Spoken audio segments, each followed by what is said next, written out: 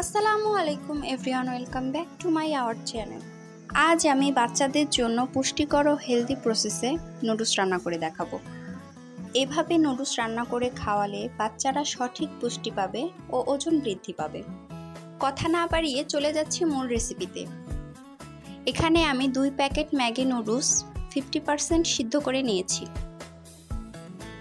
সিদ্ধ হয়ে গেলে নামিয়ে ঠান্ডা পানি দিয়ে ভালো করে ধুয়ে নিব। চুলায় প্যান বসিয়ে দিয়ে দিলাম পরিমাণ মতো তেল। তেল গরম হয়ে গেলে দিয়ে দিব পেঁয়াজ কুচি ও কাঁচামরিচ কুচি। 2 মিনিট যাবত ভেজে এর মধ্যে দিয়ে দিব বটবটি, আলু ও গাজর কুচি। কিছুক্ষণ নেড়ে চেড়ে সামান্য পরিমাণ পানি দিয়ে দিব সামান্য লবণ। সামান্য পরিমাণ পানি দেওয়ার কারণে আমার সবজিগুলো ভালোভাবে সেদ্ধ হয়ে যাবে।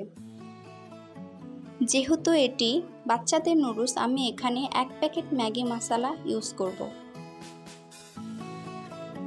বাচ্চাদের খাবারে যত কম মশলা ইউজ করা যায় ততই ভালো।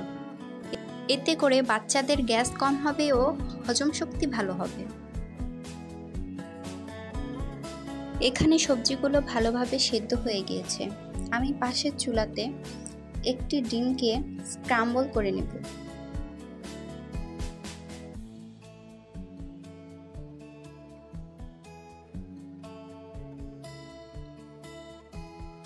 এখন দিয়ে দিব সেদ্ধ করা নুডলস দিয়ে ভালোভাবে নেড়ে চেড়ে দিয়ে দিব স্ক্রাম্বল করা ডিম।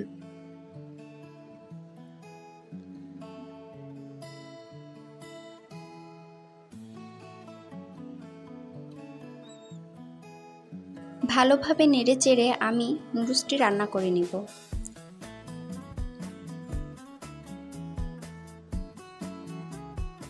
এখন আমি দিয়ে দিব ম্যাগি নুডলসের বাকি অর্ধেক মশলা।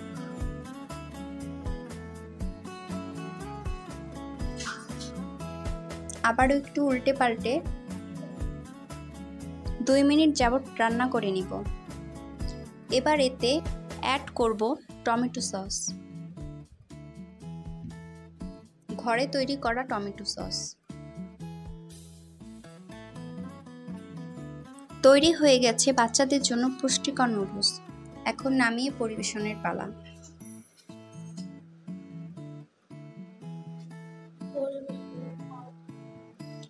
আমার বাচ্চারা এই নুডলসটি খেতে খুবই পছন্দ করে।